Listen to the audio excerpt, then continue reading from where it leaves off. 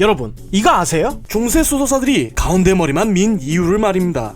오늘날까지 머리카락은 자신의 개성을 표현하는데 매우 중요한 역할을 하고 있습니다. 때로는 머리카락이 사람의 사고방식이나 문화를 상징하기도 하죠. 그래서 머리카락은 사람들의 이미지와 정체성을 나타내기도 하고 피어나는 젊음의 상징이 되기도 합니다. 그렇기에 사람들의 머리카락에 대한 관심은 예나 지금이나 대단하죠. 가장 오래된 이집트의 파피루스 문서에도 탈모 치료에 대한 방법이 기록되었을 정도니까 말입니다. 고대 사회에선 머리카락은 마치 옷이나 보석처럼 사회적, 종교적 지위를 나타내기도 했습니다. 그래서 오늘날에도 영국에선 말갈기 모양의 가발을 쓰고 재판을 진행하는 모습을 볼 수 있죠. 이처럼 동서고금을 막론하고 인간의 머리카락은 중요하고 상징적인 역할을 했습니다. 특히 불확실성으로부터 벗어나 정적인 안정을 추구하며 초월적인 존재를 믿는 종교인들은 세속의 굴레를 벗는다는 의미로 이런 머리카락을 남김없이 삭발하는 것을 선택하기도 했죠. 그런데 그 중에서도 독보적으로 독특한 헤어스타일이 있습니다. 바로 중세 수도사들의 머리죠. 이들은 도대체 왜 완전히 깐 것도 아니고 중간에 있는 뚜껑만 밀어버린 걸까요?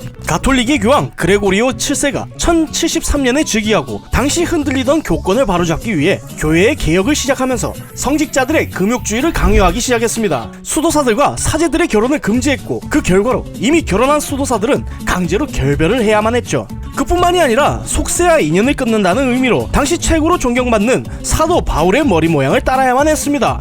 이방인의 사도라 불린 사도 바울은 오히려 기독교인들을 마구잡이로 탄압하던 사람이었는데 어느 날 또 기독교인들을 조업하러 가는 길에 갑자기 하나님의 계시를 받고 기독교로 개종을 하게 됐죠. 그는 예수가 던진 이야기들을 신학의 기초에 정리하였으며 복음을 이스라엘 밖으로 로마 제국을 비롯한 각지에 전파하여 아이러니하게도 기독교가 세계에서 제일 가는 종교 중 하나로 성장하게 하는 토대를 마련한 사람이었습니다. 아무튼 중세의 수도사들은 금욕을 지키기 위해 사도 바울의 깔끔한 머리를 따라할 수밖에 없었는데 문제는 사도 바울이 대머리였다는 사실이었죠. 아니 그럼 그냥 밀면 되는 거 아니야? 성경에선 머리털 주변을 자르지 말라고 했기 때문이었습니다.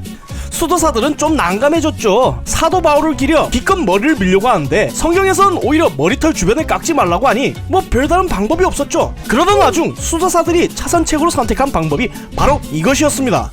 사도 바울의 머리 스타일과 성경에서 이야기하는 머리 스타일의 조건을 다 갖춘 이 헤어스타일은 라틴어로 톤슈라라 부릅니다. 우리가 봤을 땐 그저 우스꽝스러운 머리에 불과하지만 사실 이 머리 스타일을 가지고 무려 3가지 종파에서 정통성을 가지고 대판 싸웠다고 하니 우리가 봤을 땐 그 머리가 그 머리인데 이게 참 알다가도 모를 일입니다. 아무튼 이런 수도사들의 금욕주의로 인해 생긴 톤슈라 헤어스타일은 세월이 지나며 또다시 여러 굵직굵직한 종교개혁들과 개신교가 카톨릭에서 따로 떨어져 나오자 점점 사라져갔으며 이후 공식적으로 로마 카톨릭에서 1972년에 교황 바오로 6세가 금지시켜 수도사들의 두발은 비로소 자유를 되찾게 되었죠.